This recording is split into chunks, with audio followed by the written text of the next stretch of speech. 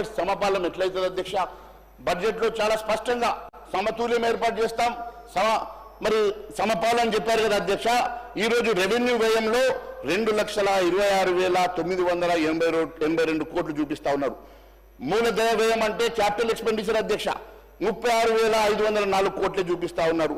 అంటే కనీసం మొత్తం బడ్జెట్లో 12% అయితే మూలధనం మీరు చెప్పినటువంటి రెవెన్యూ ఎక్స్పెండిచర్లో ఇట్ ఈస్ 16%.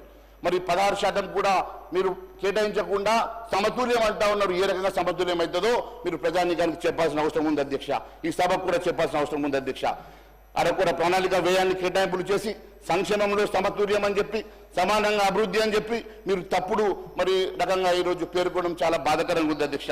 కేవలం ఇది అబద్ధాల బడ్జెట్గా, అన్ని అబద్ధాలతో నింపినటువంటి బడ్జెట్గానే ఇది ప్రసంగం పూర్తిగా నడిచింది తప్ప ఎక్కడ కూడా సమతుల్యం లేదు అధ్యక్ష అని చెప్పి నేను తెలియజేస్తా ఉన్నాను అధ్యక్ష.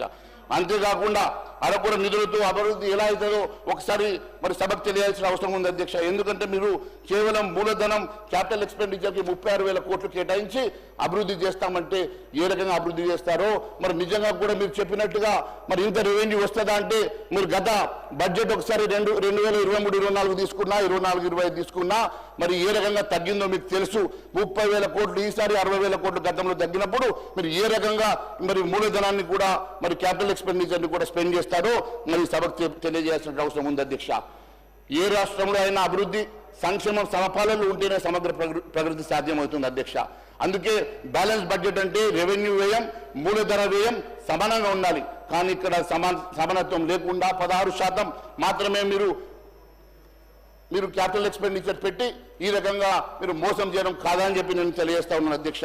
ఈ రకంగా ఎట్లా ఉందంటే గత బీఆర్ఎస్ పాలనలో రాష్ట్రం అధోగతి పాలైంది కాబట్టి మేము కూడా అదే బాటలో నడుస్తాం.